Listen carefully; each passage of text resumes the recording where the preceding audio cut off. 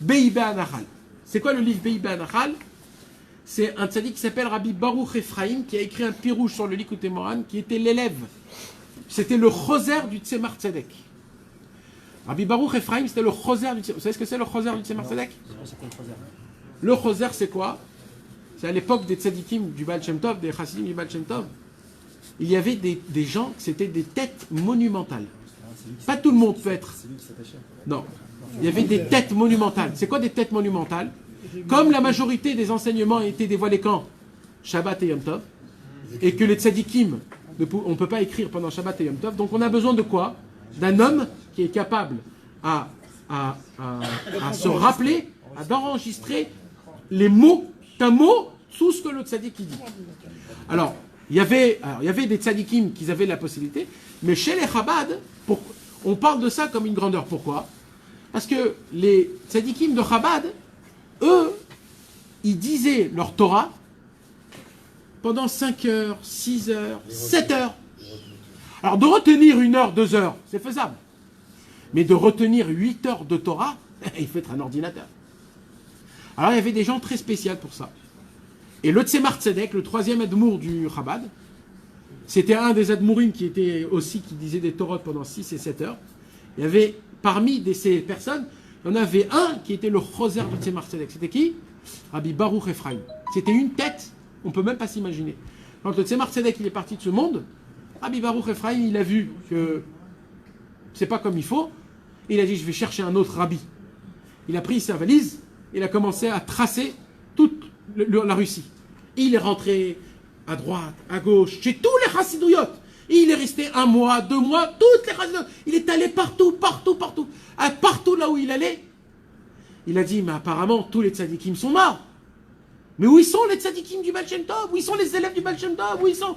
Il est allé partout, il ne les trouvait pas. Jusqu'à qu'il est sorti de la Russie, il est allé dans l'Ukraine. Il a commencé à chercher, jusqu'à qu'il arrivait où? À Ouman. Dès qu'il est arrivé à Ouman, il est rentré là-bas. C'était bien après que Rabbeinu il était déjà mort, bien après que Rabbi Nathan il était mort. Il restait les élèves de Rabbi Nathan. Il a vu comment les chassid et Breslev, ils vivent, comment ils ont un lien avec le tzioun de Rabbeinu. Il a dit, ça sera mon rébé jusqu'à la fin de tous mes jours. Et cet homme-là a écrit un pirouge sur le Likutei Moharan.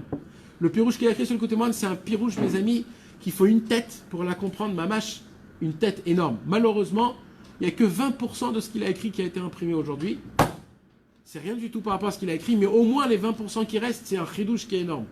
Le BIB, il a écrit son livre comment? BIB Anachal. BIB, c'est les Rachetevot. Baruch Ephraim Ben Yosef. C'est son nom. BIB Anachal. Lui, il pose cette question et il donne une réponse exceptionnelle. Exceptionnelle.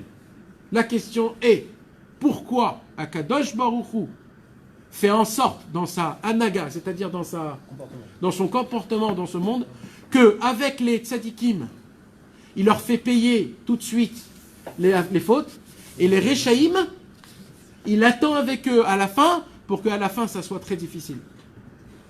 C'est la question de Moshe Rabbeinu. C'est la question aussi un petit peu de Moshe Rabbeinu, un petit peu. Et qu'est-ce qu'il dit, Rabbi Baruch Ephraim? Un chidouche exceptionnel, mes amis. Il dit, vous voulez savoir c'est quoi la différence entre un homme bien et un homme pas bien? Il dit, vous croyez qu'Hachem, il choisit comme ça? Vous croyez que c'est Hachem qui a voulu d'Afka que les Rechaïm, ils souffrent à la fin? Ma pitom! Hachem, il adore sa création. Alors quoi? Il dit, Hachem, j'ai un problème. Il dit quoi? Écoutez comment c'est beau. Il dit, un bonhomme, quand il souffre, qu'est-ce qui se passe? Tout de suite, il baisse la tête. Tout de suite. Il voit que là, il a une souffrance. Il a un problème. Bam, il baisse la tête. Ça veut dire quoi? Il baisse la tête, il se fait petit. Tout de suite, tout de suite. Et là, c'est quoi la première chose qu'il a dans sa tête? Mais qu'est-ce que j'ai fait pour que ça m'arrive? Qu'est-ce qu'on a fait au bon Dieu pour que ça nous arrive?